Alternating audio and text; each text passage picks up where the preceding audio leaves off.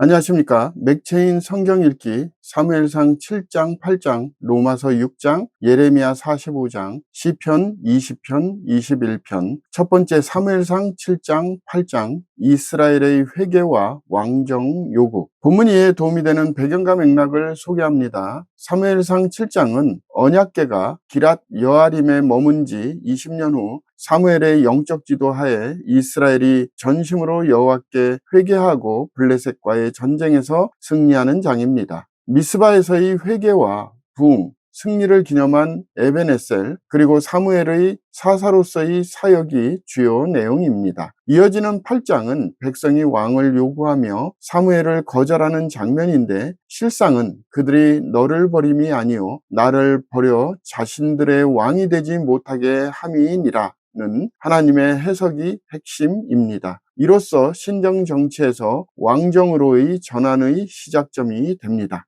본문의 중요 구절을 소개합니다. 사무엘상 7장 12절 사무엘이 돌을 취하며 미스바와 센 사이에 세워 이르되 여호와께서 여기까지 우리를 도우셨다 하고 그 이름을 에벤에셀이라 하니라. 본문을 적용하는 데 도움이 되는 가이드라인입니다. 오늘날 우리는 하나님의 도우심이 과거에도 현재에도 미래에도 함께한다는 사실을 잊지 말아야 합니다. 회개와 순종 가운데 하나님은 우리 삶에 에벤에셀의 돌을 세우십니다. 그러나 동시에 우리는 하나님 외의 사람이나 제도에 과도한 의지를 두는 실수를 피해야 합니다. 참된 왕은 오직 주님 한 분이심을 고백해야 합니다.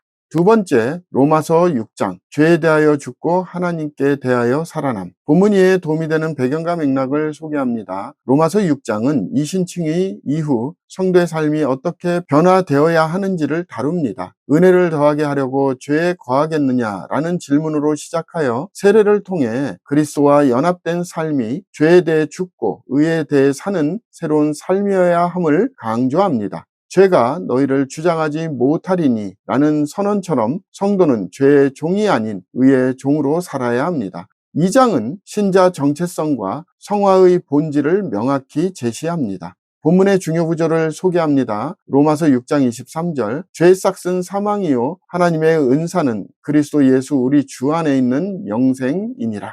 본문을 적용하는 데 도움이 되는 가이드라인입니다. 오늘날 우리는 죄의 유혹 속에서도 이미 그리스도와 함께 죽고 살아난 자로서의 정체성을 기억해야 합니다. 그 어떤 죄도 더 이상 우리를 주장할 권리가 없습니다. 날마다 자신을 하나님께 드리는 삶으로 결단하고 의의 열매를 맺기 위해 싸워야 합니다. 성화는 선택이 아닌 은혜에 대한 책임 있는 반응입니다. 세 번째, 예레미야 45장 바룩에게 주시는 위로. 본문에 도움이 되는 배경과 맥락을 소개합니다. 예레미야 45장은 바룩을 향한 하나님의 말씀으로 예레미야의 글을 기록하고 고통과 낙담을 겪는 서기관 바룩을 위로하시는 장입니다. 내가 너를 위하여 큰 일을 찾느냐? 그것을 찾지 말라는 말씀이 중심이며 하나님은 바룩에게 세상적인 성공이 아닌 내 생명을 전리품으로 주시겠다고 약속하십니다. 이는 유다의 멸망 직전의 혼란스러운 시대 속에서 사역자로 부름받은 자에 대한 하나님의 배려이자 격려입니다.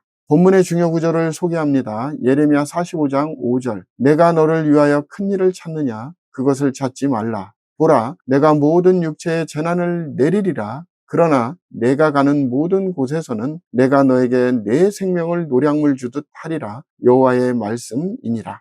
본문을 적용하는 데 도움이 되는 가이드라인입니다. 오늘날 우리는 신앙을 지키며 살다 보면 낙심하거나 지치기도 합니다. 그러나 하나님은 우리가 바라는 세상의 성공이 아닌 구원의 은혜와 생명의 보전으로 위로하십니다. 세상 속에서 성공을 추구하기보다 하나님의 인정을 받는 것을 가장 큰 가치로 삼아야 합니다. 하나님은 충성된 자의 생명을 지키시는 분입니다.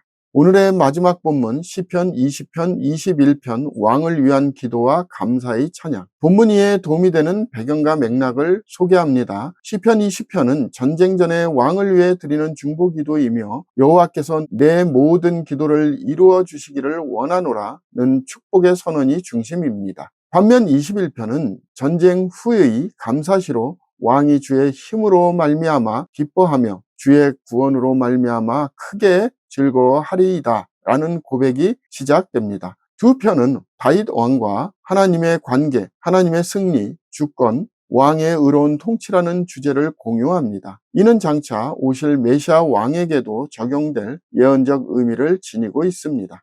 본문의 중요 구절을 소개합니다. 시편 20편 6절 7절 여호와께서 자기에게 기름 부음 받은 자를 구원하시는 줄을 이제 내가 아노니 그의 오른손의 구원하는 힘으로 그의 거룩한 하늘에서 그에게 응답하시리로다. 어떤 사람은 병거 어떤 사람은 말을 의지하나 우리는 여호와 우리 하나님의 이름을 자랑하리로다.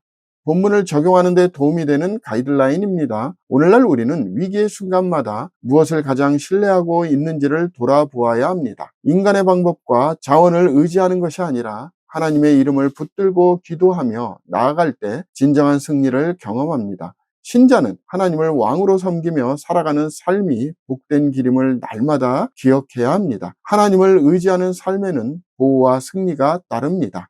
감사합니다.